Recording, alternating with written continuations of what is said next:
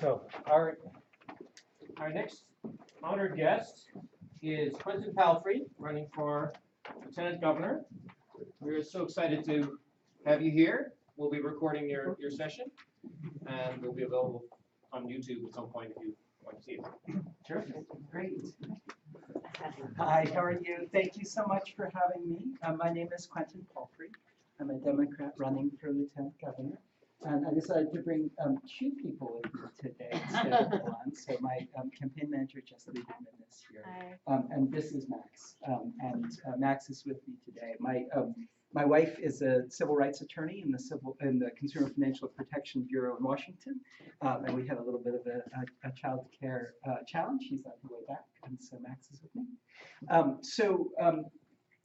The focus of my career and my life and the focus of my campaign is on the fight against poverty and inequality. So I've spent most of my career working on those issues. I grew up in Southborough, which is actually in the state Senate district.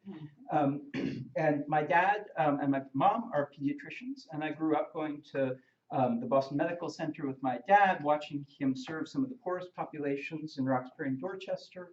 When I got a little bit older, I wanted to work on poverty and inequality issues, and so I founded a literacy program in public housing facilities in Boston and Cambridge when I was in college, which is in Bromley Heath and in Mission, Maine, and called Fresh Pond Apartments out in Cambridge. And then when I graduated from college, I went to the Philippines for a little bit, and I ran a nonprofit that focused on child abuse issues. In my most recent job, I was the director of the Poverty Lab at MIT, which is called JPAL North America. And what it does is it uses evidence-based policy to make sure that the resources that we spend on fighting poverty, whether it's philanthropic resources or government resources, are spent on things that work. So this poverty and inequality has been really the driving force of my career. But I'm also a lawyer, and I've spent a lot of my time in government. And when I graduated from law school, I found my way, after a couple of years, into the Attorney General's office. I was in the Attorney General's office, and I was made the chief of the healthcare division. And this was during the time that we were working out health reform, the first wave of it. And we were working on some of the same questions that we're talking about now. How do you increase access to care? How do you rein in costs? What do we do about racial disparities? How do we make sure that we maintain or improve quality? And we were the consumer voice in those conversations. We worked very much with the Greater Boston Interfaith Organization, Healthcare for All, SCIU 1199, make sure that consumers and poor people got a fair shake in those discussions. I also spent a lot of time around campaigns, and the focus that I've had in campaigns has been on fighting voter suppression. So we have a two-tiered electoral system in which poor people, people of color, younger people, often face obstacles to registering and voting. Some of them, unfortunately, are put in their path by people trying to suppress the vote, and some of them are just bureaucratic in nature. But as a result, we basically have two different systems.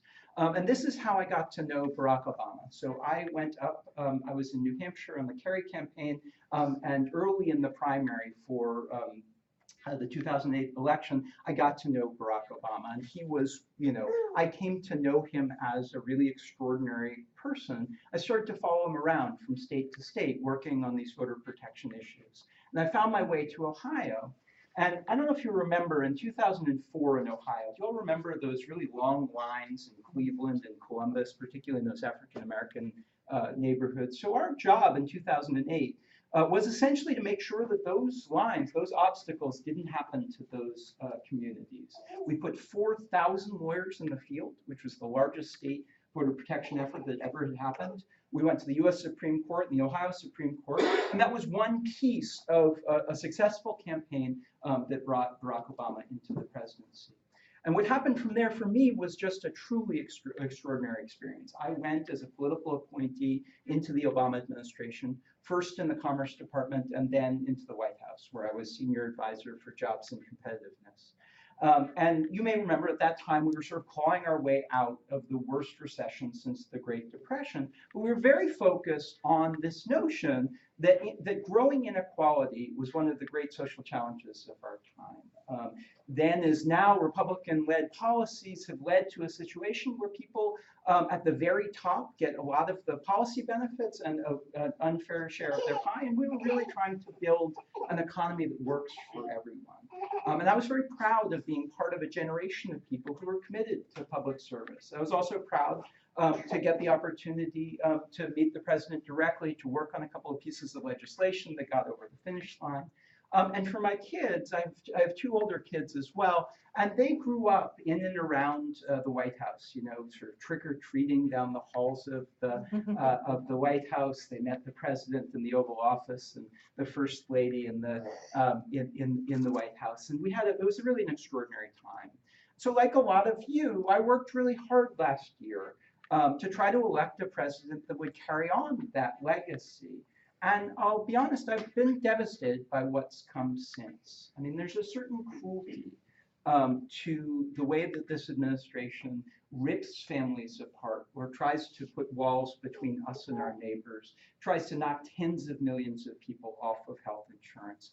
There's also a certain attack on the fundamental norms of our democracy.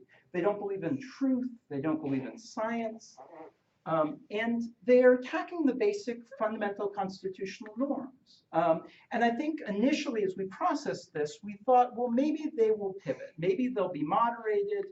Maybe it won't be as bad as we think. And I think that we've seen very clearly that they're going to double down on every divisive tactic. And I think that some of our sort of collective hope has turned to Bob Mueller. Well, I actually got to know a little in the administration and in the law firm, but you know, to thinking that maybe this crack team of lawyers is going to disentangle some of the sordid details of the obvious collusion between the Russian government and the Trump campaign. I think they probably will, but the problem is that party has been hijacked. And no matter what happens to the Trump presidency, you're going to see a radicalized Republican Party in charge of federal government agencies until 2021. And we absolutely need to take back the Congress. But honestly, that's basically defense, right? That's going to be our ability to stop some of the worst legislative steps that they're going to take. But the executive branch has been taken over by a radicalized Republican Party, and they're not going to serve the needs of poor people, of the middle class. They're going to systematically step back from their obligations to protect the climate and to build an economy that works for all of us. And I think that makes me turn in my mind to the role of states, right? Massachusetts is this extraordinary place. We led the way in the American Revolution. Constitutional governance was born here. We led the way in the abolitionist movement. You know, we led the way in equal marriage, and we led the way on access to health care. And I think that the world and the country need for Massachusetts to lead again. And I don't just mean resistance. We absolutely need to fight every divisive tactic and every bad policy that they promulgate, but with an extraordinary congressional delegation led by Elizabeth Warren and Ed Markey, with wonderful constitutional officers like Maura Healey, and with massive majorities in both houses of the legislature. If we can get a governor and a lieutenant governor who share that vision, we can do things that other states can only dream of. We can raise the minimum wage to $15 an hour. We can get paid family leave. We can get a millionaire's tax that gives us the resources to really invest in transportation, in education, in treatment for opioids. We can move towards truly universal health care through a single payer system. We can make some reforms of the criminal justice system, which I'll talk about in a moment. And we can make some real changes to our democratic processes, like automatic voter registration or early vote for all elections or same-day registration. So what is the role of the lieutenant governor here? So there are three things about the office of the lieutenant governor that I think are particularly exciting. One of them is it's a bridge, historically has been a bridge between the governor's office and cities and towns. And cities and towns are actually where a lot of the issues that affect real people happen.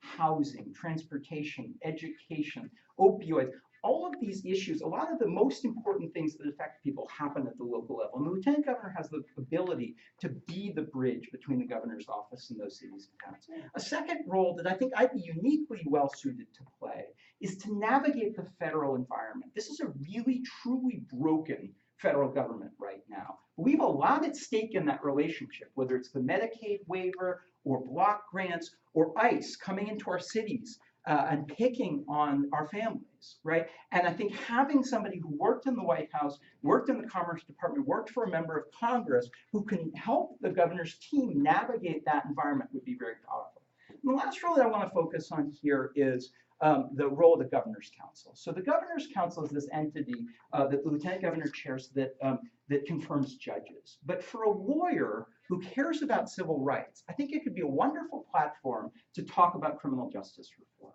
So we imprison too many people for too long, for doing too little, and race has way too much to do with who ends up in the criminal justice system. And I think that there's some great stuff going on in Beacon Hill right now, but there's a lot more that we need to do to reform bail or criminalizing poverty, to help with reentry, mental health, substance use disorder. It's a really important set of social justice issues, and I'd really like to dig in on that. But ultimately, when I was thinking about this summer, this awful thing that happened in Charlottesville really got to me. And I remember seeing this picture of a bunch of kids, small number of kids, some of them were white, some of them were black, and they're in front of this sign that said, Virginia Students Against White Supremacy. And all around them, there were these awful people with the tiki torches. Remember those tiki torches? And, their pictures, there were some swastikas, people were holding swastikas. Some of the people there were members of the Ku Klux Klan. I remember sort of asking myself, well, what are we going to say to our kids and to our grandkids that we did when our values were so obviously under direct assault? And I want to say I stood up. And I fought back, and I pounded my fist on the table, and I screamed till I was hoarse that this is not the kind of America that we want to live in. And so I want to work with all of you to take our country back. So I'd love to take questions if we have a few minutes. I don't know where we are. No, you can take the 15 minutes. So you Oh, good. Oh, true. I thought you had half an This hour. is my favorite part, to be honest. Sort of, you go out and you say your piece, but we've traveled around this state. We've been to, I think at this point, maybe 60 towns over the last 3 months.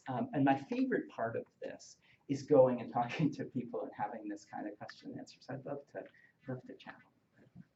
How much do you think states can do to collaborate on the kinds of things you're talking about? I think there's a ton that we can do to collaborate. I mean, I think some of the climate stuff is a great example, but I think there's some subtler examples as well. So when I was at MIT, my most recent job, I ran the poverty lab there. And what we were very interested in is evidence-based policy. So one way is to think about evidence-based policy is let's figure out what works and let's sort of make sure that policymakers have access to good evidence. Like But have another the piece of it, CDC study gun control. it's exactly the opposite of that, correct, right, where they say, look, you can't learn, right? But one of the ways that I think states can work together is in evidence generation, right? So one of the things that government doesn't often do well is not only don't we use evidence about what works, we don't generate evidence that makes it more likely that 5 years from now, we will have learned from what we do. And so take the opioid use crisis. So as states and counties and cities are scrambling to kind of figure out solutions to this stuff, they should also be using rigorous scientific methods to figure out what's working, sharing information about what they are learning, and disseminating best practices. Let me give you another example. There's an instinct that incorporating personalization and technology into education is going to transform teaching and learning. And yet, a lot of the investments that we've made have been based on this kind of magical thinking. Let's give every kid an iPad and magically the test scores are going to go up. There is a science to developing good approaches to incorporating technology and personalization into learning, and we need to work iteratively to test things, share that information, and do more of the kind of things that work. So one of the things that I'm really interested in is actually sort of taking the scientific method, actual science, and incorporating it into how we govern. And I think there are a lot of ways in which states and local governments and sharing information among states and local governments is a key part of that. We want to learn, the Justice Brandeis called states the laboratories of democracy. And I think that's exactly right. And I think particularly in the Trump era, where we see these executive branch agencies really dismantling the federal government's attempt to solve problems. So I think that we're going to need to see states as the problem solvers, and I think collaboration among local governments and among states is a key part of that. China's already done that with carbon pricing, and they're on to a national pricing scheme. Yeah. So they're 3 years ahead on that anyway. Yes. Well, and on clean energy as well. There are ways in which they're drinking our milkshake, but yeah. Right. Sorry. So, in what ways have you seen states cooperate well on what issues? You're talking about how we should do that better, and I'm thinking, what ways have we done that well? I think there's some great ways in which Massachusetts has historically led, and other states have sort of taken the baton from us and tried to experiment with some of the things that we've tried, and in some ways they've made some things better.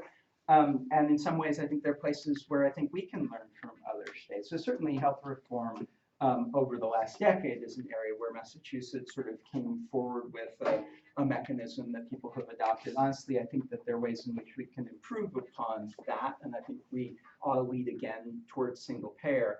I think in terms of, well, let's take elections. So are you all familiar with automatic voter registration? Yes. Oh, yeah. So I think automatic voter registration is a terrific idea. I think that there are too many people who are barred from the voting process for what are truly bureaucratic reasons that have nothing to do with fighting fraud and have nothing to do with voter eligibility, and unfortunately are disproportionately young, poor, people of color, people who move around a lot. And I think automatic voter registration is one of the ways that we can decrease the percentage of people who are just locked out of the voting system for dumb reasons. I'd like to see it paired with early vote for all elections, right, which I think is a good solution to the problem that a lot of people who have families and jobs and have more challenges sometimes have hard time voting if you set very limited hours, and certainly if you have very long lines. I think same-day registration is an excellent idea.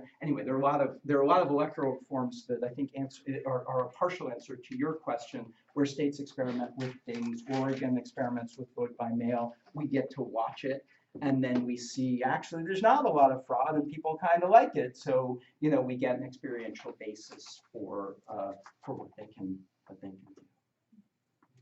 You doing okay, Maxine? I think we're done. Unfortunately, this is sort of his bedtime, which is why we're not quite in meltdown mode, but we're definitely in snuggling mode.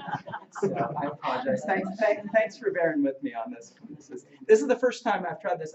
As I was leaving the White House, my wife came with me, and we had 2 children at the time, and one of them was about 3, and one of them was about 1, and the 1-year-old melted down at the wrong time, and so she went out with him, and I got the 3-year-old like this, and he decided to heckle me, which would have been okay, I guess. I was sort of up at the front, speaking with all these poobahs and whatever in this nice room, and but he decided to invent his own language, so he was heckling me in Drew language, which was anyway, it was quite an experience. So I'm sorry, more questions. Where do you stand on reasserting net neutrality regulations at the state level? Yeah, so this is a really interesting idea. So I was in the Office of Science and Technology Policy, and actually internet policy was part of my portfolio. I worked very hard on trying to establish a consumer privacy bill of rights, and we can get back into that. That's not the net neutrality answer, but it is something I care for about. But as to the net neutrality, I have a friend who's in the Washington state legislature who has introduced a bill, and I understand there's one being introduced here, that tries to use essentially state consumer protection authorities to assert net neutrality as a matter of state laws.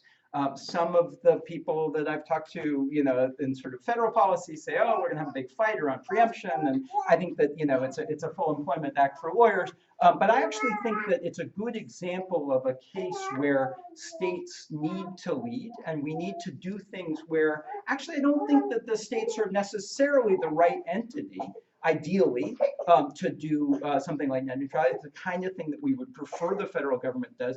But if they're not going to do it, we better, right? And I think we should assert ourselves. I also think that some municipalities can do some interesting things. So Mayor Curtatone in Somerville is really starting to explore the question of whether we just say, whether we just set up a public system, right? So, I mean, I do think that this is a real challenge for consumers, and I think it's going to be a real problem. And I think we ought to figure out whether the state can do what I think would essentially be a second best solution, right? It would prefer to have one system and to have the FTC or the FCC be in charge of some of that regulation and some of that enforcement.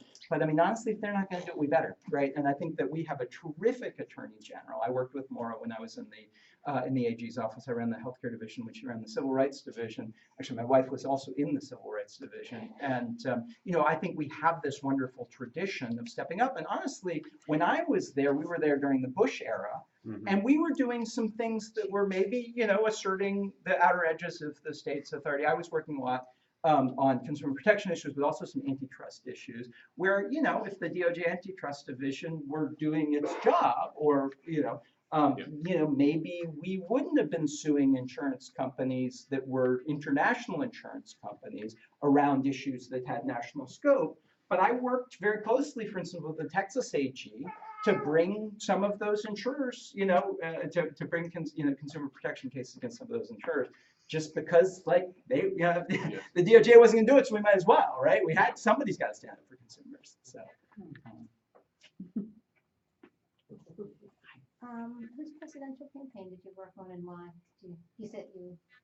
Yeah, so 2016. Yeah, so I was the state counsel for Clinton in Massachusetts, and I was very involved in the voter protection effort, and in particular, I was sending Massachusetts attorneys to other states was most of my role.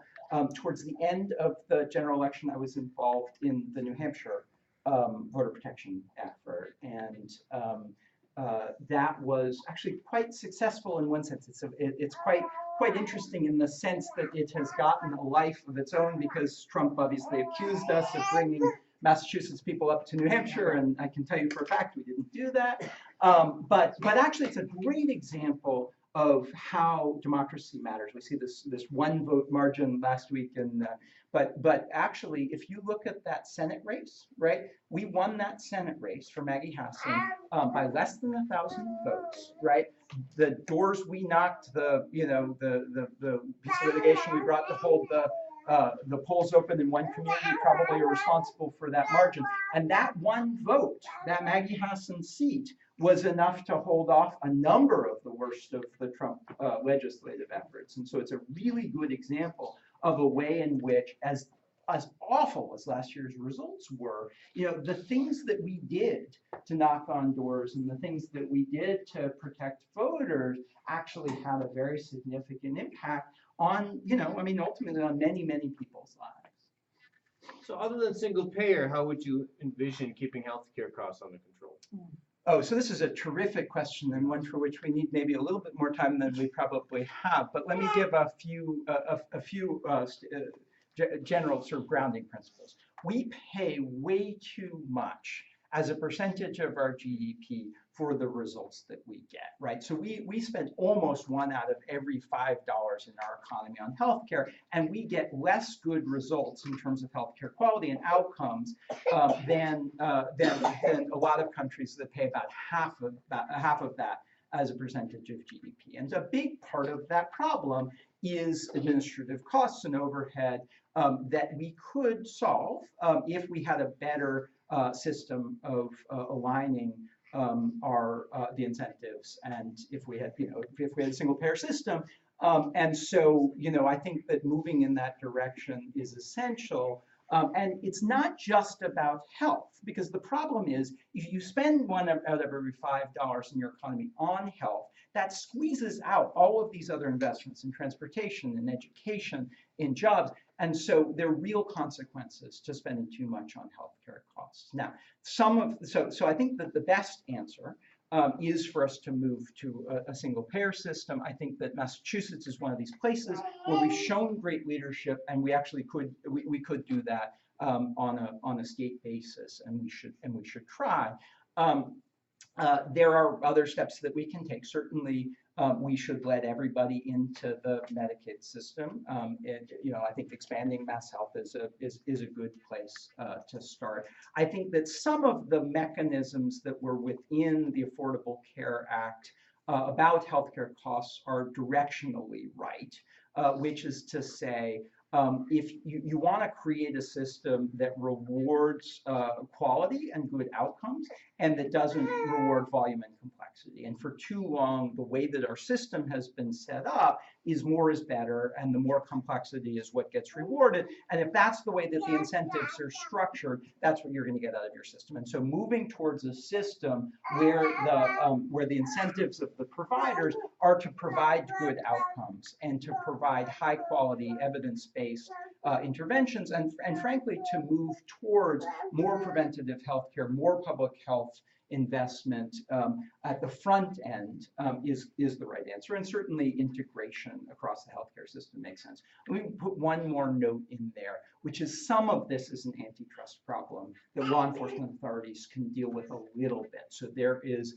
a lot of leverage, particularly in Massachusetts, that the providers have in the negotiations with the insurers that sometimes cause some distortive effects in terms of outcomes. So there's a lot of, the amount that you pay for an ambulance ride, which is something that should essentially be the same price because it's basically the same service across the healthcare system, varies dramatically. And the same is true with colonoscopies and a number of other things where you're really not talking about a diversity of experiences, you're just talking about different prices for essentially the same service. And a lot of that has to do with leverage that providers have in negotiations with insurance companies, and that's something that we could actually address to some extent by being a little bit smarter about it. So you found a way to communicate that simple wisdom. I find that if I talk to anybody, I hit a brick wall.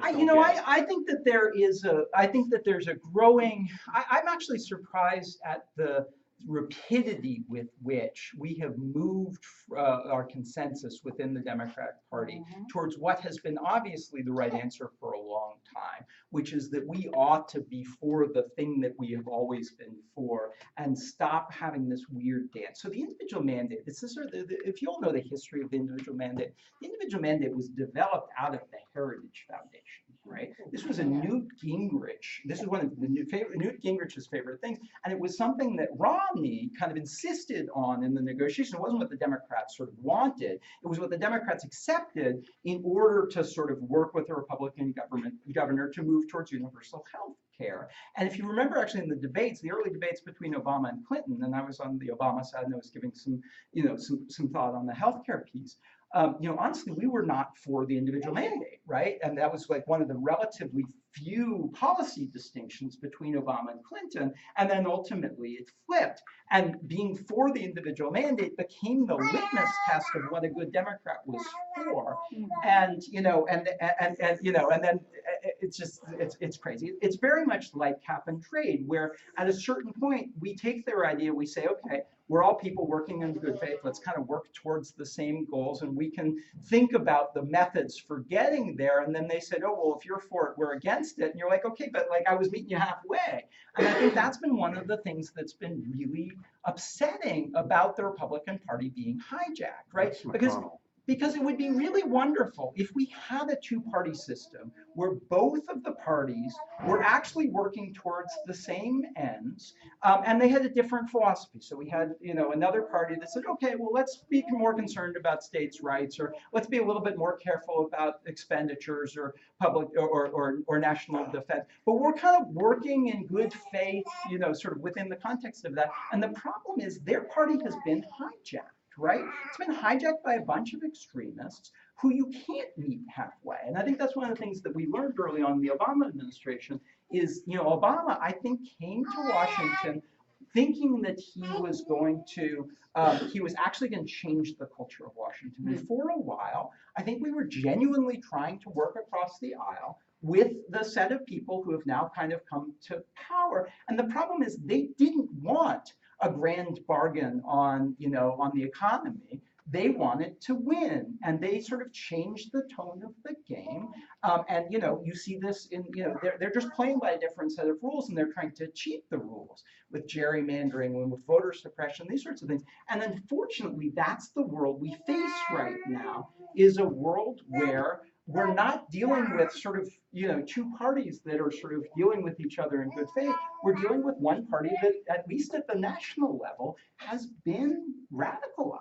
And I think if you begin with that assumption, it's not that the Republican voters are bad people or that all Republican politicians are bad, but it is very hard to say, look, we'll meet you halfway, we'll think about creative solutions, and that's the way that we're going to move forward.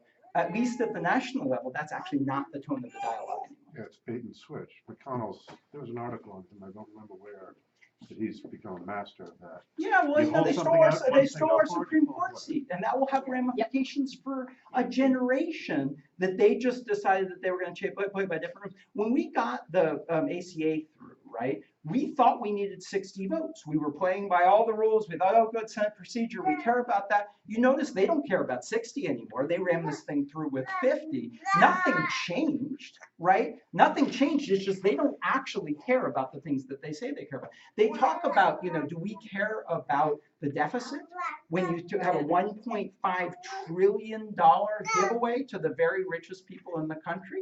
No, they don't care about the deficit. They care about the deficit when it's a good argument for them to starve the social safety net, right? I mean, do they care about states' rights? You and I were talking about states' rights. That used to be the thing that Republicans would get up on their high horse about. But they don't like states' rights when they control the federal government. They like states' rights when we control the federal government. So there's no there there.